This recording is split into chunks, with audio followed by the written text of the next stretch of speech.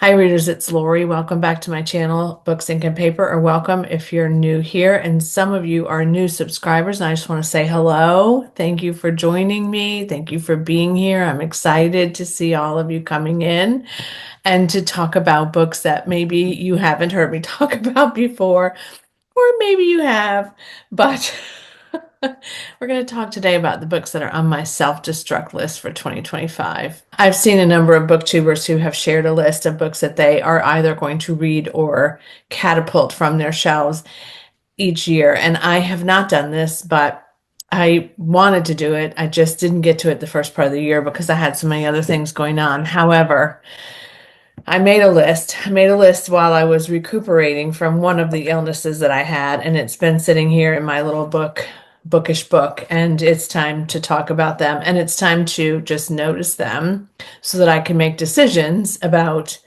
when to read them or not to read them. The problem with them, as I can see it, is that I've had a number of them for a really long time.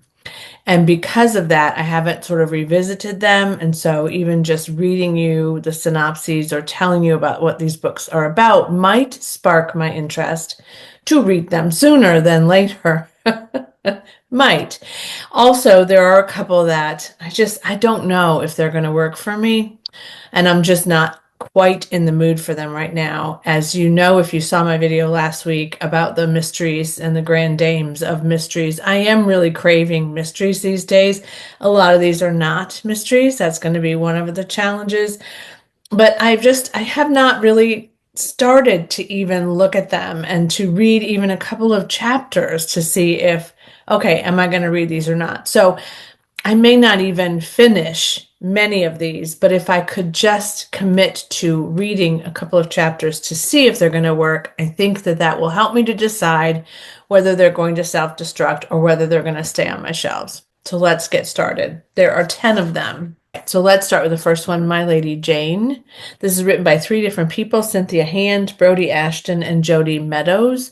This is about King Edward, who is young. He's dying, but like he's in his teens, and he has to find a successor to the throne. And then the next character is Lady Jane Grey, who's 16, and Edward is going to marry her off to somebody. I'm not sure why exactly, but he is.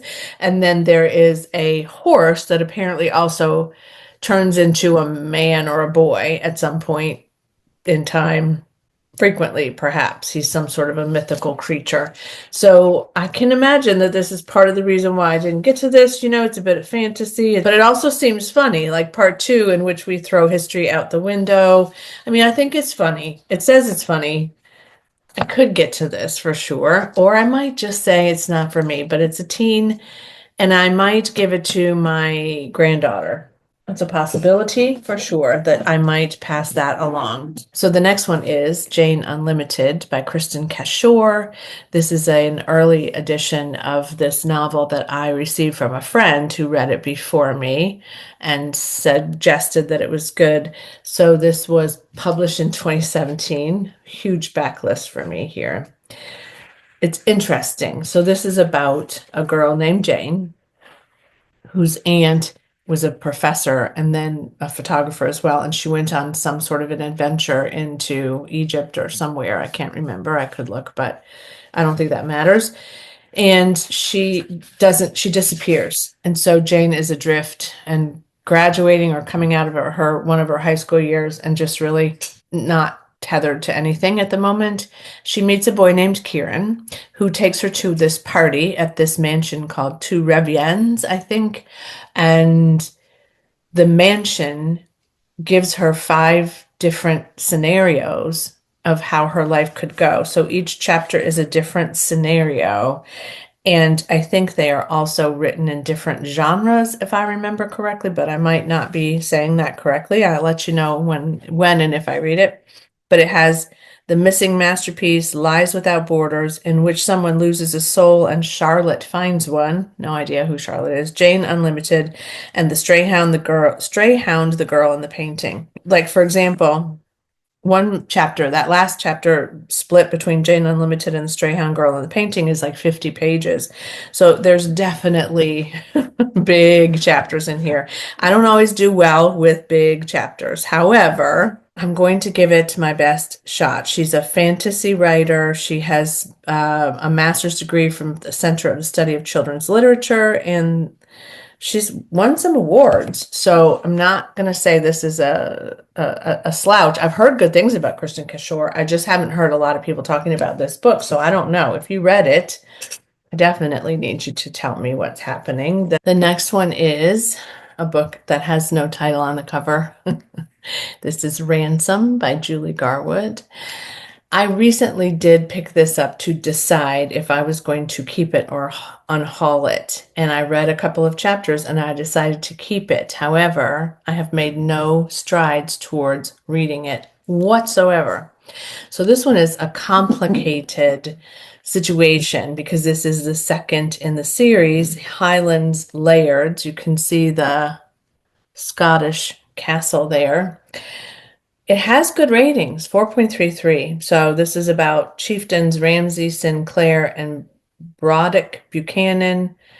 And they help Gillian match wits with the ambitious and unscrupulous Baron Alfred, who did something terrible to her family. I do love this cover, and it's got good ratings. I just don't know.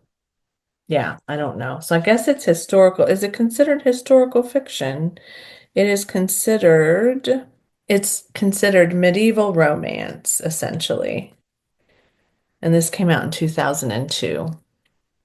So now you know why I want to get that one read. So the next one is Conversion by Katherine Howe, which I think I added this to my bookish inventory, but I don't think I talked about it recently. But this is a young adult. And I don't think I knew that when I bought it. But so there's a trend here, right? I don't think there's any more of these, but it's really weird that this has happened. But probably not unlikely based on the fact that I haven't gotten to these. There is a bookmark in this, but I have not started it. I might have gotten this at Jane Addams Bookshop in Champaign, Illinois, but there's no guarantee. This is about senior year in this little community it's called St. John's Academy, and it is in Massachusetts, I think. I think all of her books are set in that general area. Colleen Rowley and her friends are trying to prepare for graduation and finishing college. And all of her and her friends all start to get sick with these weird maladies that they can't explain. Somebody has seizures, somebody has hair loss, coughing fits, all kinds of stuff happen. And then they come to realize that Danvers, this little town, which was once a Salem village, was experiencing similar situations back in the past. So this is actually inspired by true events from 17th century colonial life, but this also goes into modern day classrooms. So it does sound like a very interesting story. The title Conversion might lead one to believe that they convert into some other sort of talents, people with talents, but it says it's funny, suspenseful, tender, wickedly satiric, and terrifying all at once.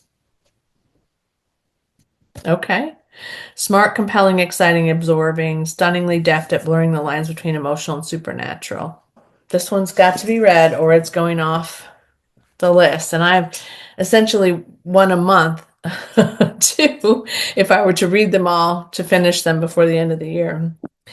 Then I have this one, which I've had for a long, long time too. This is Stella's Story by Eugene McEldowney, and I got this from a subscription that I had for a long time from a bookstore that would send you a box of books, and my partner set this subscription up for me for my birthday or anniversary or something. And so I got this from that bookseller in Ireland. However, I don't remember even the name of the bookseller at this point because this came out a really long time ago too. He signed this book. They also did have people sign them. He was born in Belfast, the author. He's written some other things too. He's from Dublin. This came out in 2002. We had only been together for 2 years at that point. So this is a love story. She's the apple of her dad's eye. She grew up on a small farm, and she escapes to the bright lights of Belfast City in the war years. And she has bright hopes for the future, but then she faces motherhood alone and destitute, and she gives up her baby for adoption, and then flees Belfast for Dublin in the USA and tries to outrun her troubled past, but then something upends that running. So why have I not read Stella's story? I have no idea. I really, really don't. But I've had it for a really long time. I also love that cover. I'm assuming that's how Stella got pregnant. Maybe I shouldn't assume. The Women in the Castle, historical fiction. I may have done a triad chapter of this too. Set at the end of World War II, Bavarian castle, a woman whose name is Marianne von Lingenfels returns to her husband's ancestors' castle, and it's falling into ruin following years of war. So she's a widow whose husband made her promise that she would find and protect his colleagues or his compatriots' widows, and she would help them. So she rescues 6-year-old Martine, the son of her dearest friend. She rescues other women as well, Anya, and all kinds of people, and she brings them to this kind of dilapidated castle. I've always felt like this would be good. Jamie Ford loved it. Helen Simonson loved it. I just actually found something else the other day that they had both blurbed. That's always a good sign for me. Cynthia Dupree Sweeney also loved it, and Janice Y.K. Lee, whom I don't know a lot about, but this would be historical fiction, wartime, a joy to read, beautiful and important book, Cynthia Dupree Sweeney says, but she is still not being unhauled, so I feel like there's something in there that I need to read. This one, The Language of Flowers, Vanessa Diffenbaugh.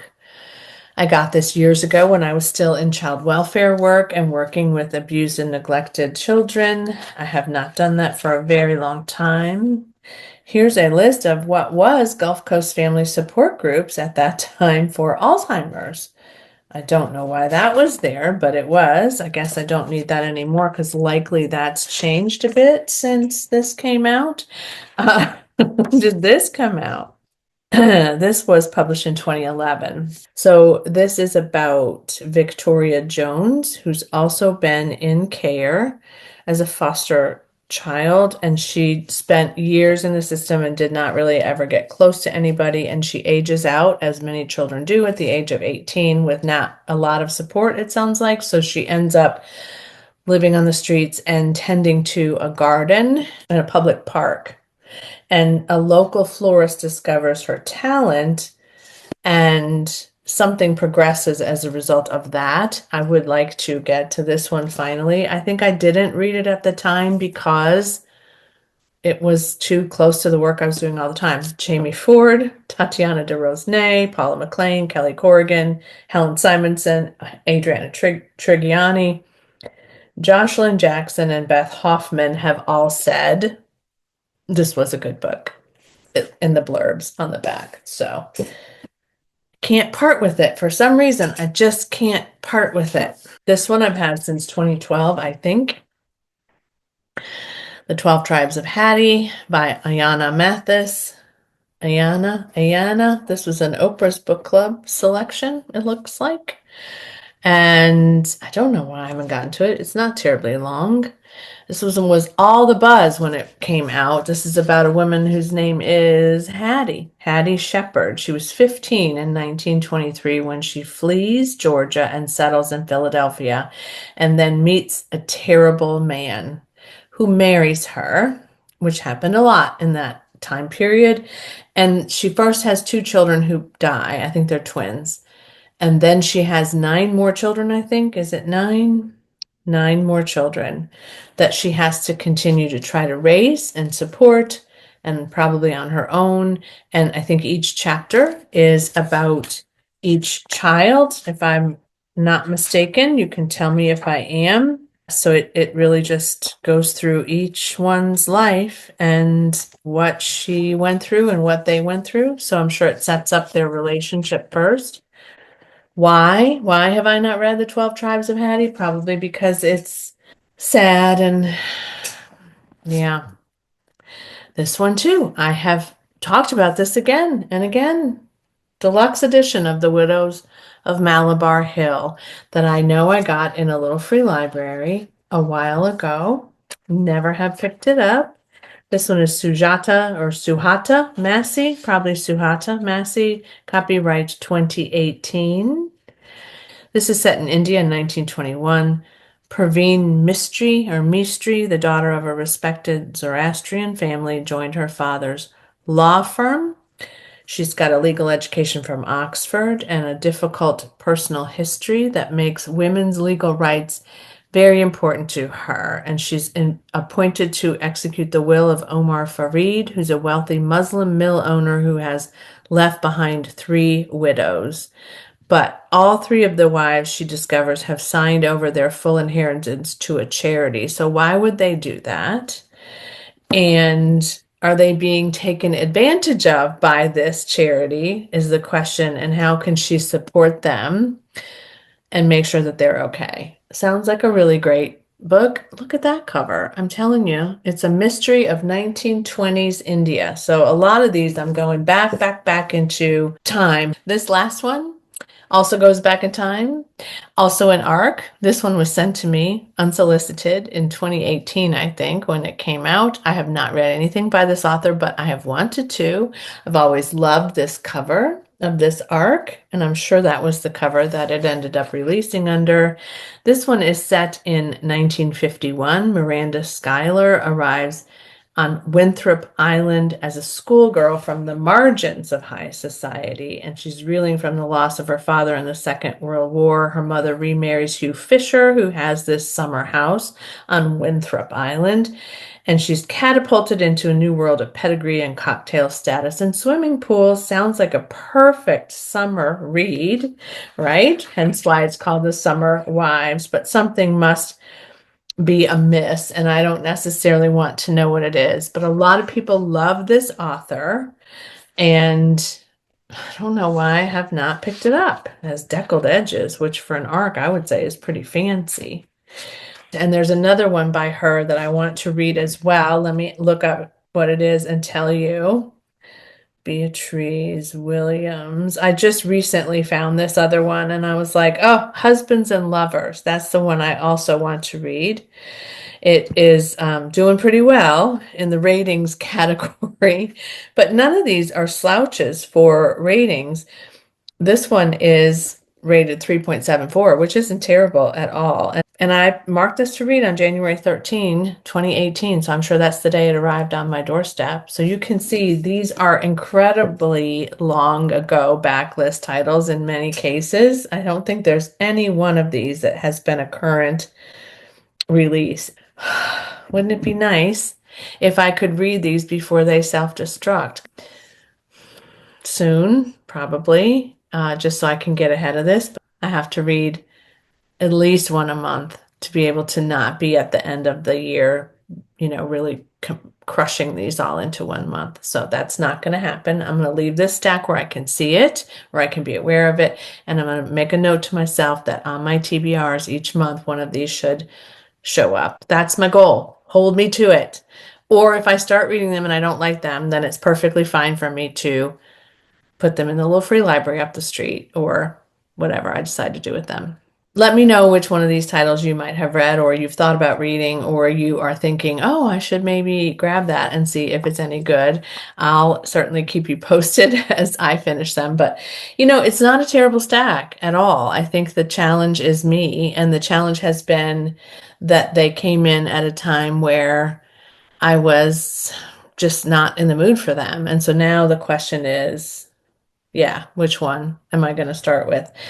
It's really a possibility that I'll start with Stella's story because I feel really connected to Stella. Not that I ever had that same experience, mind you, but I just feel really sympathetic. Summer Wives I will keep for this summer. The Widows of Malabar Hill, perhaps that one really is standing out. And maybe The Language of Flowers, because that one feels like It's been sitting and probably deserves to be read more quickly. Notice I didn't pick any of the YA yet, but I certainly could change my mind. Let me know if you have some books on your shelves that need to self-destruct and how you manage them. Tell me how you decide to make unhauls happen. Like, I'm always curious about that because some people are really great at unhauling all the time, and I'm just getting a little bit better at that this year. I have not been good at that in the past, obviously, but I have a stack of books that I need to unhaul in some way. And this may add to that stack, but we'll see. But I'd love to know how you make decisions about what to keep and what to read and how to get your backlist down without getting connected to those new